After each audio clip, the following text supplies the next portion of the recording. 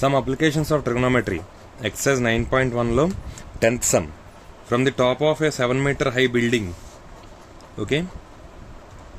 7-meter high building. Angle of elevation of a top of a cable tower is 60 degrees. దీనిపైన ఇంకొక cable tower ఉంది. Okay, ఇది 7 meters. ఇది మనకు తెలియదు హెచ్ అనుకుందాం. Okay, the angle of elevation of a top of a cable tower and difference 45 degrees. Okay, ఇది ఒక 7-meter బిల్డింగ్. ఈ కేబుల్ టవర్ టాప్కి తర్వాత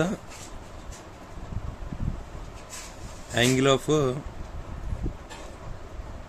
ఆఫ్ ఎలివేషన్ టాప్కి ఎంత ఇచ్చాడు? Top 60 degrees and the angle depression 45 degrees.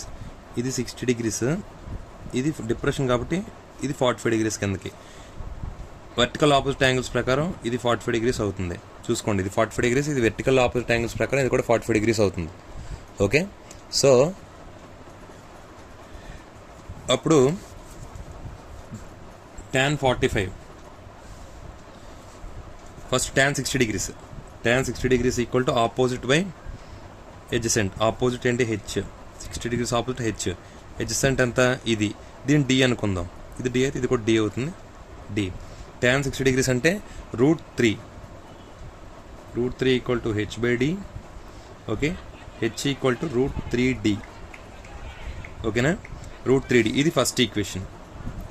తర్వాత సేమ్ అలాగే ఇక్కడ నుంచి తీసుకోండి. అంటే ఇది 45 వెర్టికల్ ఆపోజిట్ యాంగిల్స్, ఇది 45 రాసుకున్నాం కదా. ఇక్కడ నుంచి తీసుకుంటే tan 45 degrees opposite by hypotenuse, sorry opposite by adjacent 7/d.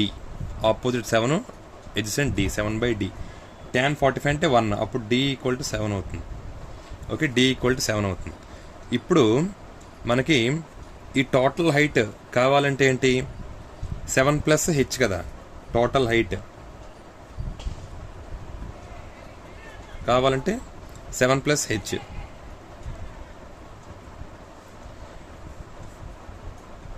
Seven plus H అంటే √3d.